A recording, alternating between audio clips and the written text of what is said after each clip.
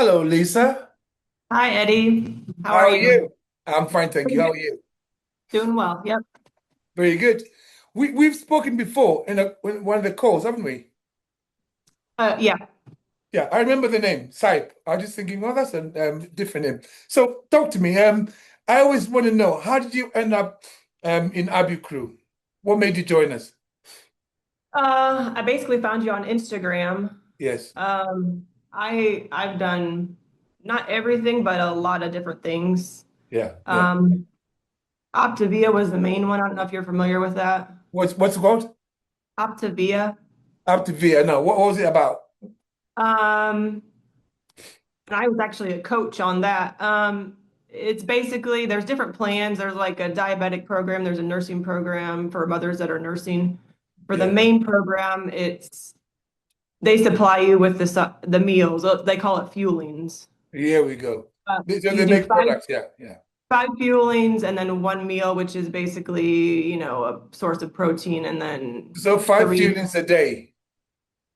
and then three, or no, I'm sorry. Well, and then the meal, which is a protein and three vegetables. Well, three servings of vegetables. Yeah. Yeah. But how many meals do you eat a day? One meal a day with the five fuelings. The five Okay, yeah. fuelings are like between 100 and 110 calories, I Yeah, guess. but you're still eating five times a day. Yeah. That's it. Remember what I say. Every time you eat, your insulin level goes up. So that is a recipe for disaster because your insulin level is not coming down. And to Yeah. lose body fat, you may lose fat, but you put it back on again. So yeah, and I think from that it messed up my metabolism. Yes, you would do. Yeah, It really lowered my metabolism. So I'd always had a high metabolism before that, I think. yeah, yeah, But yeah, then I did it after having my first child yeah. and putting on, I put on like 87 pounds, I think, with her. Wow, okay. And I lost quite a bit, not all of it. And then got pregnant with my son 22 months later and put on 67 pounds. Okay. So how old are your children now? 9 and 7. 9 and 7. Oh, so yes, I call them self-catering. No, no, they can look after themselves, but no, I work. My grandson is 13 months old, and they need attention. At that age, they want attention all the time. But yeah, 9 and 12, they're okay. They can do their own stuff. Very good. Actually, the main reason I was wanted to get it now, I mean, I've been a level 7 for a while, so I was at level 6 and I could have contacted you, but everything was being answered, I felt like in the Yes, community, yes, the yeah, question yeah, and answer Tuesdays. yeah. And even yesterday or Tuesday this week, I feel like my question was pretty much already answered In the call, yeah, yeah, okay, yeah, because I felt like I was at a plateau. yes, Um, I I lost 25 pounds pretty easily, and yeah. then I'm pretty much stayed it that way. I might, gain a few pounds over the How is your holidays. body looking though? I mean, sometimes when you reach a plateau, you got to start thinking, are you exercising at all? Little bit, but not as probably as much as Not I as much. should be. Okay. But how is your body looking when you reach a plateau? Because we tend to go by the scales all the time. Sometimes measure yourself, look in the mirror, and then take pictures. But it's not always about the weight. But yeah, but you know what to do when you reach a plateau, don't you? Yeah, yes, I thought I did, but I think what I needed to do is an extended fast, which I've been doing that now.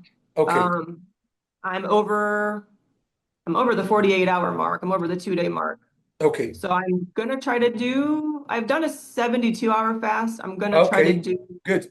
96 or 100 and something hour. Maybe we'll see how I feel. So if you sometimes that's if you're trying to lose I fast, I do a lot of prolonged fast, but I'm not necessarily trying to lose weight. In fact, I don't actually lose weight when I fast. I end up putting it back on.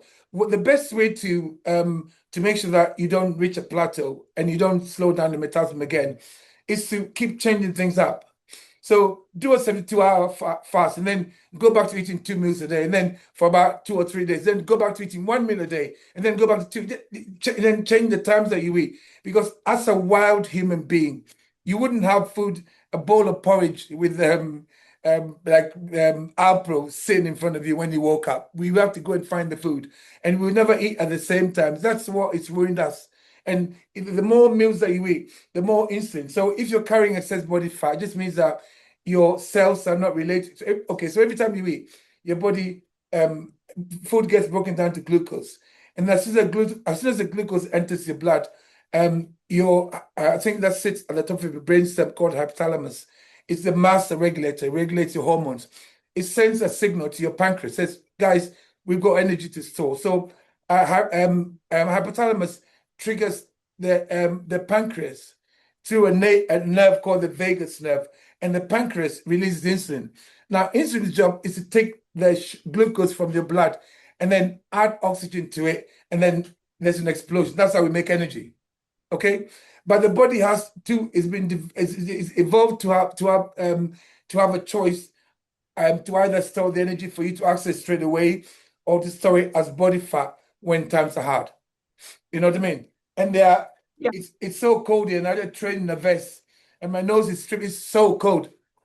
You need to put a shirt on. I know. I just walked out of the gym because somebody stopped me and I was talking. So I never got, but I dress afterwards. So Oh, anyway, so um, every time you eat, your body is making the decision. The decision your body makes depends on how quickly that particular food releases insulin into your blood. You know what I mean? And eventually, if you got too much insulin in your blood, your body switches off energy expenditure because it's being told to store energy for when there's not going to be any food.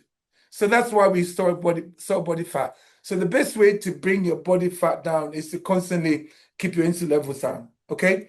That means your body will learn how to use that, and it's not being told to store energy for a rainy day. At the same time, if you eat more than one meal, if you like 2 or 3 meals a day, your body will start releasing insulin. And then if you're not eating, your insulin level comes down. But if you at the same time eat at the same routine all the time, body gets used to it, it reaches a plateau. So we want to keep changing it. If you're eating 1 meal a day, some days eat at 3, some days eat at 6. Keep changing things around so your body doesn't know what's coming. yeah. Is I had been doing that. I had been doing Yes, 1 meal a day, or next day 2 meals a day, and changing the times of when I was yes, eating. yeah, yeah. But And then fast for 48 hours, yeah. I wasn't doing a longer fast, I Yeah, the guess. I don't 48 know. hours, keep that in. Yeah, yeah, I'm probably not exercising enough. yes. Um, my body, as far as I've always tended to store, I also have diastasis. I think it's called recti. It's where your abdominals don't like your I know. But when you have doesn't come babies, back together after yeah, pregnancy. yeah, So I don't know, maybe I'll never have a flat stomach, but that is where I tend to gain the weight and then the last place that I lose the weight.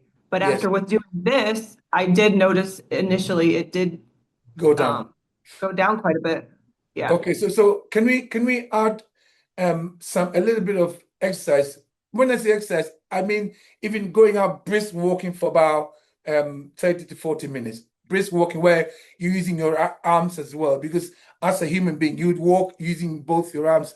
I know it's very cold here. People walk around with their arms in their pocket. I'm like, just move your arms. It's good for you. So you actually exercise. And if you can, do the gym at least maybe one day for your upper body and then one day for your lower body. That will help accelerate the fat loss as well. And then is it true? I don't know if this is true or false for women over 40. I'm 40, what, 5, 30, 46. If should you be lifting pretty much the heaviest you can possibly lift? It's not necessarily about the heaviness of the weight, the actual poundage. It's about the intensity.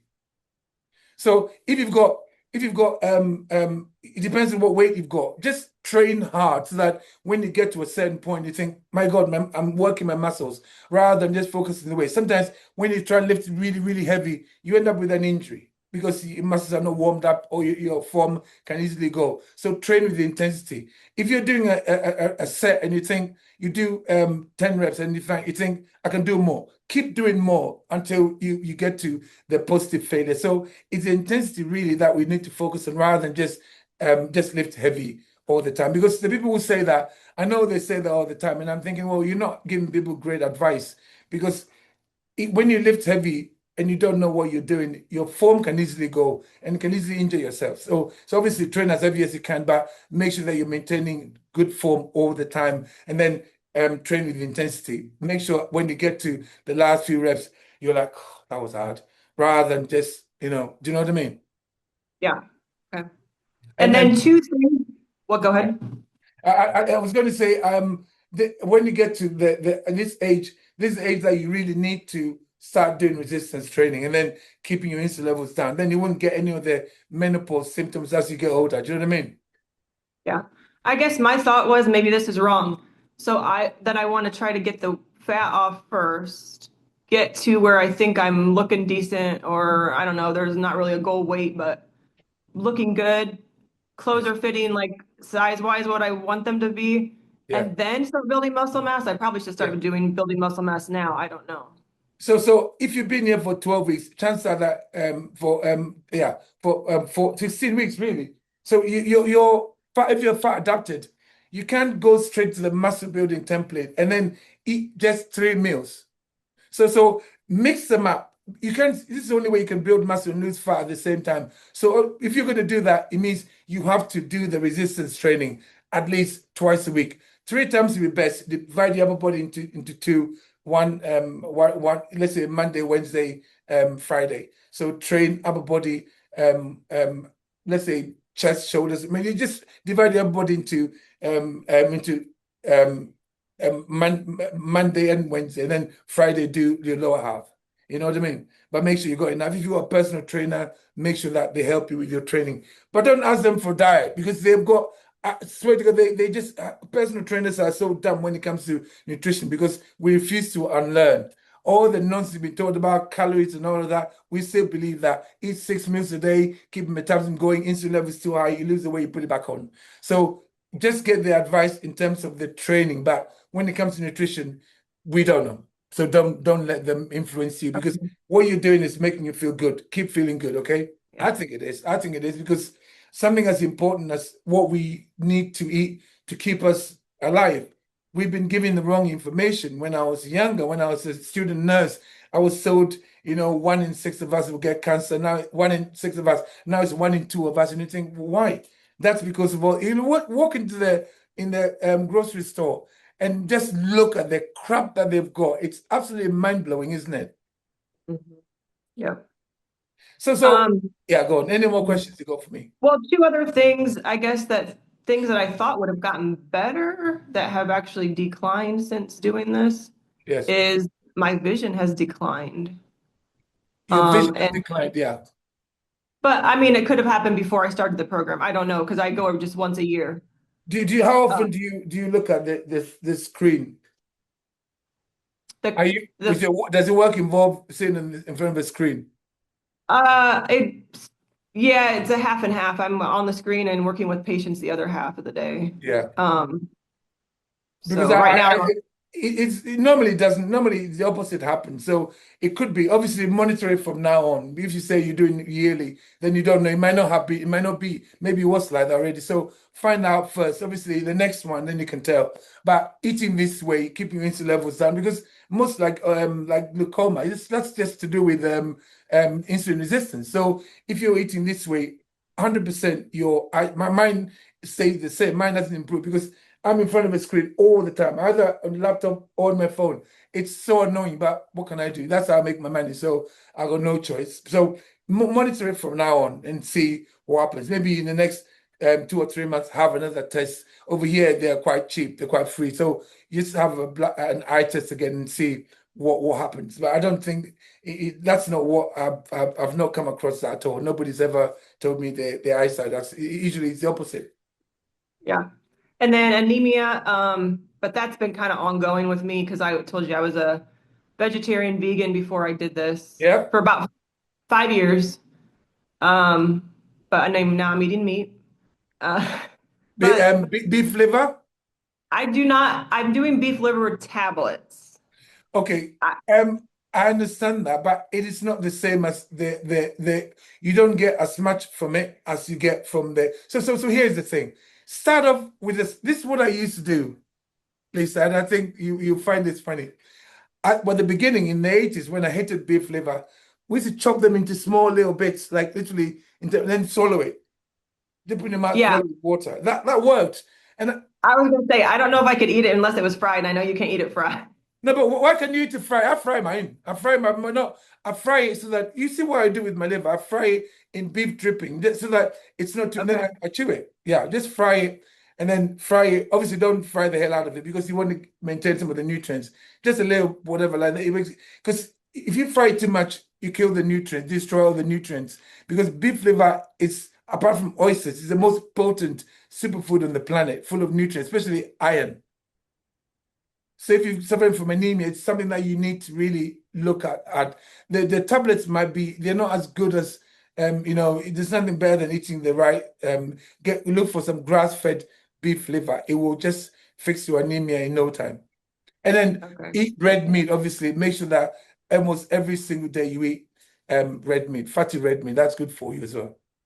And how often should you do the beef liver? I Like, say about 3 times a week. If you do about oh, between 50 to 100 grams, I eat between 80 to about 120 grams, about 50 to 80 grams a day, 3 times a week, it's enough. And obviously, so as a lady, 50 to 80 grams 3 times a week. okay. That seems to work for a lot of people. I mean, most of what I do, I've been in the industry. I'm 63 years old, and got in the industry when I was 15 years old. So I've been here for like 47, isn't it? Yeah, that's how old I am. And so but I love um experimenting with things. So some of the food, the quantities of food that I've given, it's not based on anything. It's based on my experience. But here's the thing: if you're carrying body fat, you got energy on you. We shouldn't really be worried about how much the quantity because you got the energy. We're trying to bring your insulin level down to a point where your body accesses this fat you got stored on you. You know what I mean? Yeah. And what do you think about doing the black coffee or green tea when you're fasting, or just skip it because that raises your insulin? It raises the cortisol, and the cortisol says cortisol is a stress hormone, and unfortunately, I don't believe it. I just think the only time some people say, "Oh, it's okay, you can get away with it," but why would I? If I'm trying to fast to heal myself, why would I put cortisol or adrenaline inside me? So I don't do that. I tell people if you're fasting, keep it like 100%, no nothing going into your gut apart from a bit of water. You know what I mean? I think it's best to just leave it out, because unless you're that much, some people are so addicted to coffee. Like Lauren here, she just drink coffee every single flipping day. Doesn't matter what I say. Doesn't matter what. It's not. She just a coffee addict. I'm definitely not addicted to it. I do enjoy it. But that Okay. said, I have one like the days that I'm here, like also on a Sunday, for example, I sometimes just think, right, I'm just having coffee today. Because I don't want my body to feel like it's addicted to something and I don't want to rely on something. So Sundays I just won't have coffee. Well, Sunday, this Sunday, amazing. One day a week. The other day, just Because when Eddie has coffee, it's like a hyperactive bunny. So he doesn't understand coffee. I don't get coffee. I get become like my Jittery. yeah, jittery. I get my and it's like somebody's injected adrenaline inside me. Literally, I'm going 200 mile an hour, and yeah. There's a Yeah. film called George of the Jungle. Have you ever seen that film with Brendan Oh, Fraser? yeah. So, When he came to the New York or something, and he had some coffee, and he's like, that's exactly what I'm like when I drink coffee. yeah. Well, I'm totally different because I can go to sleep within a half hour drinking a cup of coffee. They said I Yeah, have a hyper something to help metastasize the yeah, caffeine. coffee. I don't Yeah. know. It's not. It may be. I don't think we're supposed to be knocking back coffee as many. So as we do now, as often as we do now, go to like Starbucks and Cafe Nero and all the Costa. They're just sugar shops, but they're using the word coffee to sell their Yeah. crap. So I'm against. I'm not against coffee, but make your own black coffee. But if you're fasting, please go the 48 hours without the coffee. That's good. It won't throw you out of the fast. It won't ruin autophagy, but it's cortisol, and cortisol has consequences, and you just want to try and avoid that if you can. Do you know what I mean? Okay. So do you recommend that can I do the muscle building or should I stick with the weight loss plan? I How guess if I'm much still weight? trying to lose weight. If you're training I mean, it doesn't matter what it is really. We can go straight to the muscle building because right now you are fat adapted. If you're fat, you can go. How long can you go without eating? I mean, do you ever feel hungry? Exactly. If you don't feel hungry, then it means you're fat adapted. Just go for just go straight to the muscle building and then eat 3 meals, but train fasted. Okay. That's important to train fasted. In the middle that I remember when we were told the way straight after training, you got to eat this, you got to eat straight away to make sure that's all nonsense because the nutrients that are repairing the micro tears after training, it's from food that you ate sometimes the day before. So it's not your body when you eat, your body can only access a small amount of glucose and some water from the food. Everything is going to be put in the body goes into your stomach, it massages it, releases hydrochloric acid. It takes a long time for it to break it down. It's not like a machine where it breaks it down straight away. It's signals. That is released. That's released hydrochloric acid. Then it breaks it down. Then it takes a while to get into your small your small intestines to get the nutrients absorbed. It's a whole process that doesn't happen overnight. Do you know what I mean? Yeah. In such a short time. So eating straight after training doesn't actually never made any sense to me. If you're training fasted, it doesn't matter what you eat. I'll train now. I'm not going to eat for another 4 or 5 hours, and nothing happened. That's what I do all the time. And I've still noticed that I'm having, it's not bad. I've noticed it sometimes if I eat, I don't know, like sauerkraut, Yeah. my hair, it does, I mean, I have quite a bit of hair, but it comes out when I brush it. Even right now when I'm fasting, a little bit's still coming out. I don't know if something else is going on. Do you eat a lot of Um, cheese? Not a lot. I did, I guess, when I was doing like the 1 or 2 meals. I mean, when I'm fasting, but I mean, I don't feel like it's a lot. Well, I want you. You said to me about the sauerkraut. You have to investigate because there's so many Yeah. people say so. There's a lady. Who was it? Was it Michelle? Who does a lady? Michelle. She's in the call. We talked about it in the call once. Her hair was falling out as well. So we put her on the lion diet. That's fatty red meat. So she could have pork. She could have like pork belly with fat, like pork, lamb chops with like lamb with fat on it, and then beef like ribeyes. They did a lion diet for a few weeks. Oh my God, it stopped. And then everything reversed. So sometimes you may think your body does not do anything without a reason.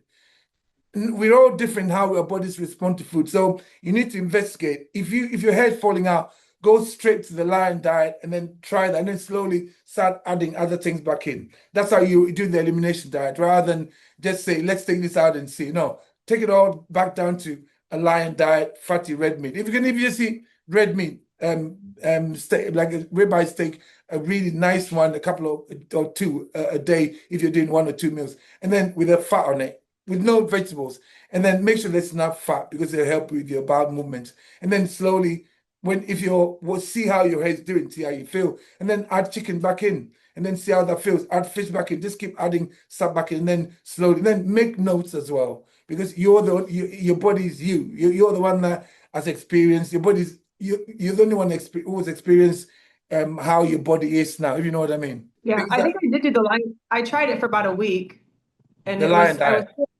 I was still losing hair, but it wasn't as significant as Well, you after may the have to do sour it. You may have to do it. I think Michelle did it for, longer. but She did it a while. she did it for quite a while. Yeah. Yeah.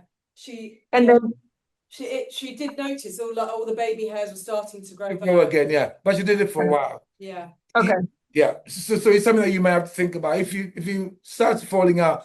I took all the plants out of my diet because it made me feel like everything improved when I took all the plants out. I'm not saying you should, but it's something that you got to consider. Think, let's do the lion diet for a while. Fatty red meat.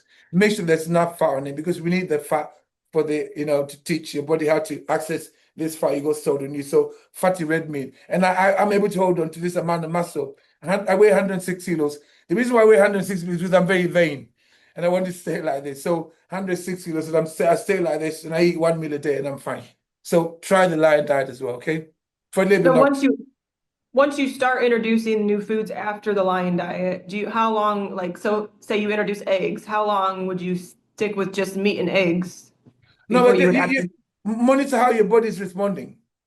Okay. It's all an investigation. So it's the outcome will determine. So if you go on the lion diet and everything starts working again, put the chicken in for about a week and then see how it goes. And then, okay, if that's working, fine. Bring just it'll take a few weeks to investigate, but you can the results that you're gonna live for, you're gonna live with your life for the rest of your life, knowing those facts. You know what I mean? Yeah. Yep. Okay. I will say my plantar fasciitis is gone. I know I posted something Mad, isn't about that, it? Mad, and isn't it? somebody was like, "Well, it's never really gone, It is always but it's gone. It's inflammation. yeah." And It's it comes problem. back though if I eat some sugar, like the next day, it's back a Yeah, little bit. I know. Same here. I Yeah. had whatever peripheral neuropathy in my feet. Every time I eat sugar, it comes back, and then so yeah. Anyway, we got somebody else. Anything else you want to ask me? Because somebody in 1 minute, yeah. Just I do have Graves' disease, but I was never on medication for it. It's a thyroid condition. Maybe that's That part of means my. you need to go on the lion diet. Please just go on the lion diet for Okay. about a month. That Okay. will it's like pressing the reset button on your health. And we're gonna message Lauren's gonna message you in a minute, yeah? And then we to try and help you go through that. But the lion diet, if you're not sure, you can always ask questions. But she's gonna write down what you need to eat. Do that for about a month and let's see what happens, yeah? Okay. Sounds good. Thank Thank you. Listen, you. have a good day and then we'll speak to you soon. Bye-bye. Bye, Okay, Lisa. bye. Bye-bye, Lisa. Bye. Bye-bye.